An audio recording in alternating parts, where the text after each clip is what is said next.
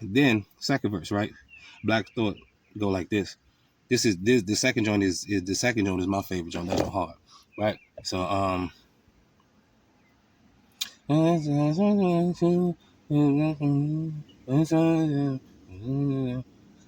yo, the deeper the breath, the louder the scream. I cower between the two monsters out of my dream. A Cadillac and limousine, an anti-nigga machine. And if I wake up alive, I bet they won't come clean. Umpteen times the warning sign, it went unseen. But to me, they done something. They tried to clip my wings. But not before I understood how any cage bird sing. The soul is something before we became earthlings. Freedom is better than heroin, morphine, and methadone. They force-fed their fears into our flesh and bones. Aside alone, my confessional, I decompress alone. I'm more skeptical of following the metronome. I guess technically I'm on another echelon. It just pestered me the way they lay the pressure on. It ain't an easy odyssey for you to follow me. We do kinesiologies with no apologies. Right? So, first of all, how it started off, right? The deeper the breath, the louder the scream. I cower between the two monsters out of my dream, right? Like, for me, that was poetic. Like, because I can identify with that. You know what I'm saying? I can identify with that. It's so simple, right? It's one of those lines where it's like, damn, I wish I would have came up with that. Damn, that's beautiful right there, right? Finding an experience that you have and then finding certain words to piece together to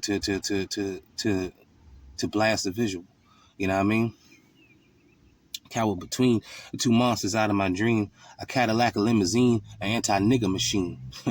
And if I wake up alive, I bet they won't come clean, right? So he took the old school and then he put his own spin on it, right? That's a line in the Public Enemy song. I forgot what song, but I got the tape and I was rocking with that.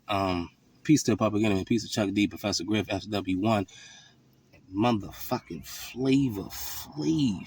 You know what I mean?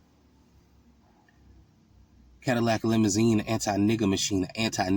We can't be enticed around this motherfucker. You know what I mean? Because we coming back for the other 2/5, right? Anti-nigga machine. And if I wake up alive, I bet they won't come clean. Umpteen times the warning signs have went unseen. To me, they done something. They tried to clip my wings, but not before I understood how any cage birds sing. The soul is something before we became earthlings.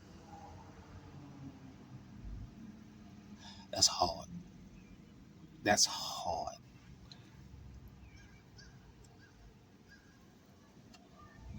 That's hard.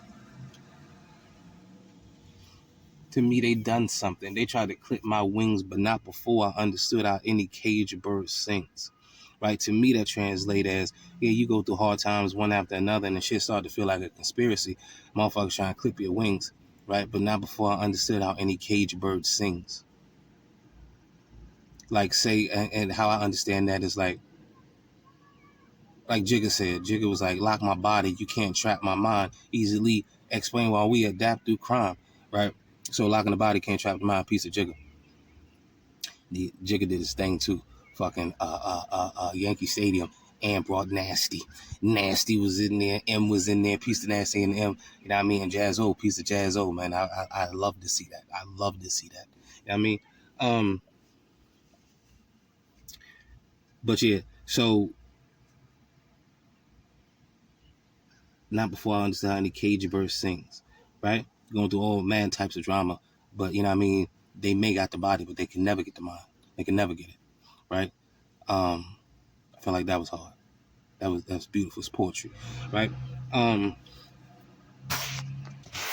The soul is something before we became earthlings, right? So like if you know, you know what I mean? Like that, I guess they call it esoteric knowledge, right? The soul is something before we became earthlings, like where we come from. You know what I mean? How tapped in we are. You know what I mean? The soul is something before we became earthlings. Freedom is better than heroin, morphine, and methadone. Nothing can compare. They force-fed their fears into our flesh and bones, right? Aside alone, my confessional, I decompress alone. Inside alone, my confessional, I decompress alone. I'm more skeptical of following the metronome, following the rest of society, right? Following the metronome, it just get to me the way they lay the pressure on. it ain't an easy odyssey for you to follow me. We do kinesiology with no apologies, right? So, mad people, how I see it in society, mad people follow the next person. Whatever's a trend, they follow that shit, you know what I mean? And it's like nobody really, really uses their own intellect anymore, right? People got to think for them, right? So it's just like, I felt like the last couple of rhymes that he hit, bars that he had, he was encouraging those. His mindset was like, I'm not following that. You know what I mean? It don't make sense. I think for myself, you know what I mean? So he put that in there, and like as as like, his mindset, and an encouragement for others to follow your own metronome, right? To do your own thinking. You know what I'm saying? So don't be no drone, right? So I felt like that was hard too. I felt like, you know what I mean, he upheld that what James Baldwin was talking about, peace to the memory of James Baldwin. Um, the duty of the artist. The duty of the artist, you observe the times, and the duty of the artist is to like really call attention to that shit. You know what I mean? To the times. Not, neglected and oh yeah, we got this, we got that. Oh yeah. Nah, like he really brought awareness to like that issue. You know what I mean? So like I felt like Black Thought did his thing. You know what I'm saying?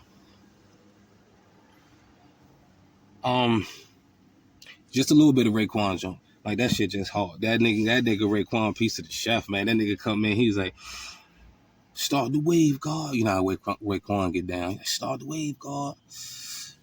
How that shit go?